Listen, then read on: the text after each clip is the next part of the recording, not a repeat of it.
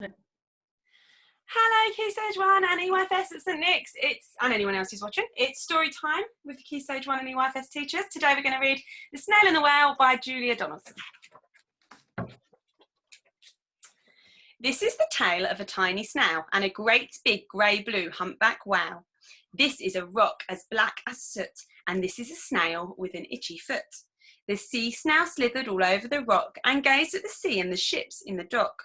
And as she gazed, she sniffed and sighed. The sea is deep and the world is wide. How I long to sail, said the tiny snail.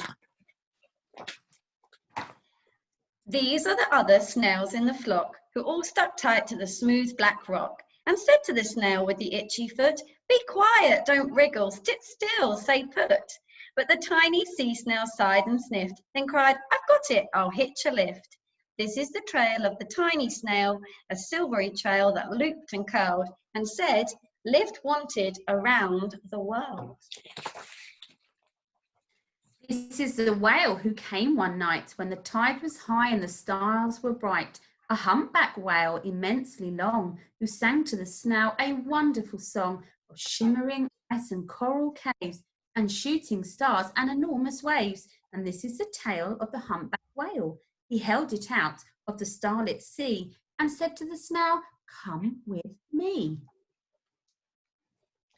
This is the sea so wild and free that carried the whale and the snail on his tail to towering icebergs and far off lands, with fiery mountains and golden sands. These are the waves that arched and crashed, that foamed and frolicked and sprayed and splashed the tiny snail on the tail of the whale.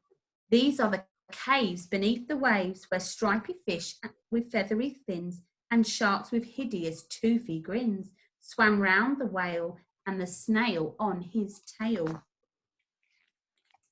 This is the sky so vast and high, sometimes sunny and blue and warm, sometimes filled with a thunderstorm, with zigzag lightning flashing and frightening the tiny snail on the tail of the whale. And she gazed at the sky, the sea, the land, the waves and the caves and the golden sand. She gazed and gazed, amazed by it all, and she said to the whale, "I feel so small." But then came the day. The whale lost his way. These are the speedboats running a race, zigging and zooming all over the place, upsetting the whale with their ear-splitting roar, making him swim too close to the shore. This is the tide slipping away. And this is the whale lying beached in a bay. "Quick, off the sand, back to sea," cried the snail. "I can't move on land, I'm too big," moaned the whale. The snail felt helpless and terribly small. "Then I've got it," she cried and started to crawl. "I must not fail," said the tiny snail.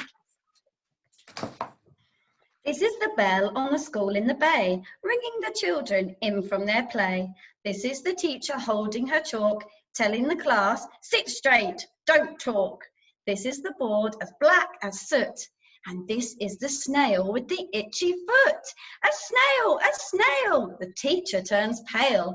"Look," say the children, "it's leaving a trail." This is the trail of the tiny snail, a silvery trail saying, "Save the whale." These are the children running from school, fetching the firemen, digging a pool, squirting and spraying to keep the whale cool. This is the tide coming into the bay, and these are the villagers shouting hooray as the whale and the snail travel safely away.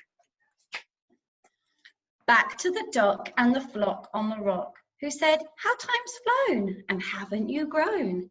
And the whale and the snail told their wonderful tale of shimmering ice and coral caves and shooting stars and enormous waves, and of how the snail, so small and frail, with her looping, curling, silvery trail, saved the life of the humpback whale.